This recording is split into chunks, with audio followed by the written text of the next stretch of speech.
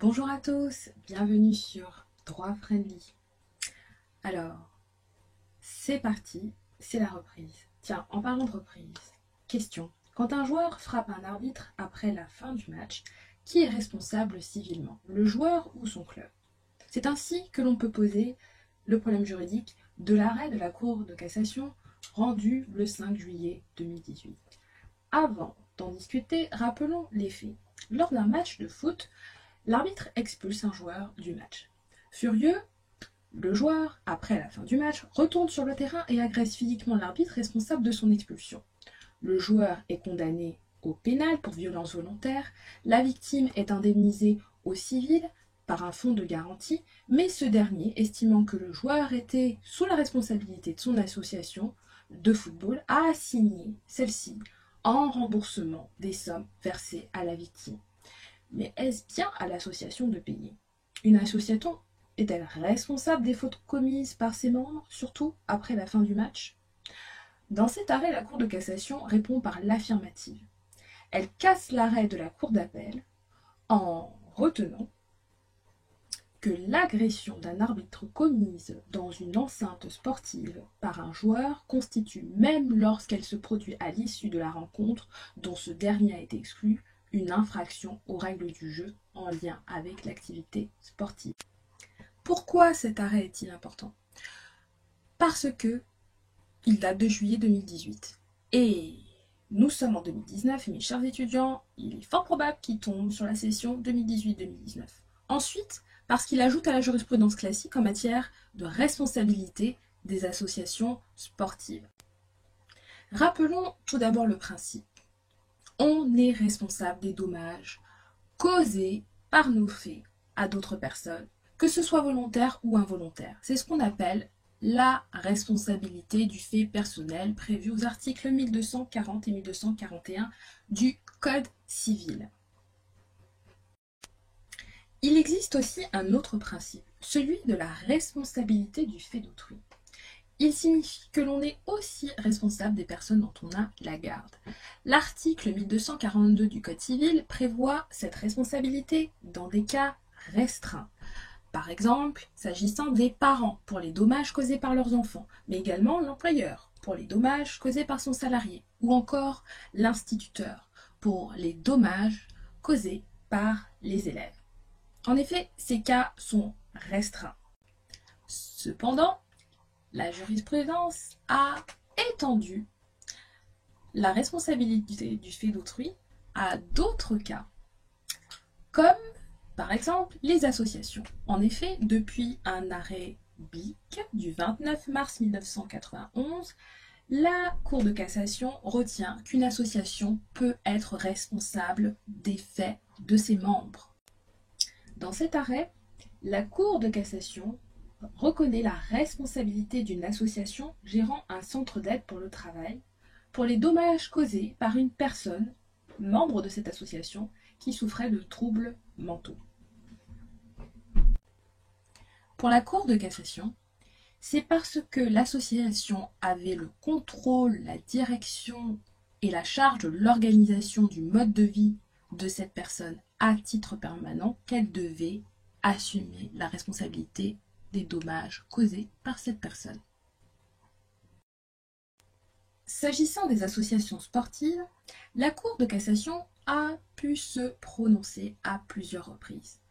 Notamment en matière de rugby, elle a pu reconnaître la responsabilité d'une association parce qu'elle avait le contrôle de ses membres, de l'organisation de leur activité et la direction de celle-ci.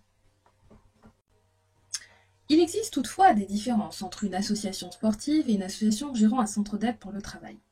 L'association sportive ne contrôle pas, n'organise pas et ne dirige pas l'activité des membres, même en dehors de l'activité. La Cour de cassation a pu préciser qu'une association sportive est responsable des dommages causés par ses membres uniquement durant les entraînements et les matchs, c'est-à-dire pendant les phases de jeu. C'est pour ça que notre arrêt est si intéressant. En effet, pour la Cour, l'association sportive contrôlait, dirigeait, organisait l'activité sportive de ses membres. Mais les dommages causés par le joueur à l'arbitre sont intervenus à la fin du match. Il y a même un témoin qui est mentionné dans l'arrêt qui a vu le joueur revenir sur le terrain après la fin du match pour frapper l'arbitre. On est donc bien en dehors des phases du jeu. Donc l'association en principe ne devrait pas être responsable. Pourtant, la Cour de cassation retient la responsabilité de celle-ci. Pourquoi? Parce qu'elle considère qu'on reste quand même dans le champ de l'activité sportive. C'est-à-dire qu'il y a un lien entre les dommages causés et l'activité sportive. Vous noterez l'habileté de la Cour de cassation d'utiliser la notion d'activité sportive et non pas de match, de façon à élargir justement le champ d'application de cette responsabilité des associations sportives. Est-ce que cela vous paraît cohérent? Là, on vous demande d'analyser la solution justement retenue par la Cour de cassation. D'un côté, on peut se ranger du côté de cette solution. Elle semble cohérente en effet, parce que l'association contrôle, dirige, organise l'activité de ses membres. En plus, en l'espèce, le fait que la Cour de cassation ait retenu la responsabilité pour des dommages causés après la fin du match nous semble quand même aussi cohérent, parce que la faute est clairement liée à l'activité sportive, que ce soit pendant ou après le match. Le joueur a été expulsé et il a frappé l'arbitre pour cette raison. Donc c'était une raison qui découlait en fait finalement du match.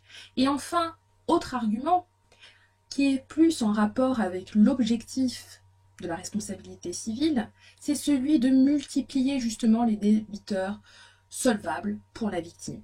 En effet, si on ne retient pas la responsabilité de l'association, la victime ne peut assigner que le joueur qui est responsable sur le fait personnel, je vous rappelle. Mais en retenant la responsabilité de l'association, la Cour de cassation permet à la victime de multiplier les débiteurs solvables qu'elle peut attaquer et donc à la victime d'avoir une meilleure chance d'être indemnisée de ses préjudices. D'un autre côté, on peut considérer que cette solution est quand même préjudiciable pour les associations sportives, puisque initialement, leur champ de responsabilité était limité aux phases de jeu et aux entraînements. Maintenant, en retenant les dommages causés après le match, eh bien, cela ne leur est pas très favorable. Autre point aussi à relever, c'est que dans cet arrêt, il s'agit de sports particulièrement agressifs. La boxe, le rugby, le foot sont considérés quand même comme des sports qui sont suffisamment violents. Mais il y a une particularité en matière de responsabilité, justement civile.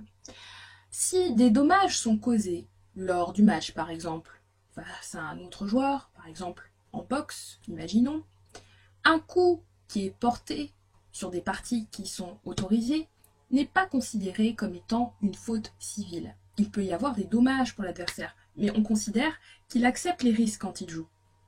Par contre, un coup de poing donné à un adversaire avec des gants, par exemple, remplis de pierres pour frapper beaucoup plus fort dans les parties de l'adversaire est considéré là, ici, comme une violation des règles du jeu. Ce n'est pas autorisé. À ce titre, la responsabilité justement du joueur, mais aussi de l'association, peut être retenue. C'est ainsi que, s'agissant du rugby, la Cour de cassation a pu refuser de retenir la responsabilité d'une association pour les dommages causés par une mêlée. Voilà, retenez donc que pour la Cour de cassation, dans cet arrêt, le fait que les dommages aient été causés sur le lieu de l'activité en rapport avec l'activité suffit à intégrer ces éléments dans le périmètre de la responsabilité des associations, même si cela a été fait après la fin du match. Voilà, c'est tout pour moi. Je vous remercie pour votre attention et à très bientôt.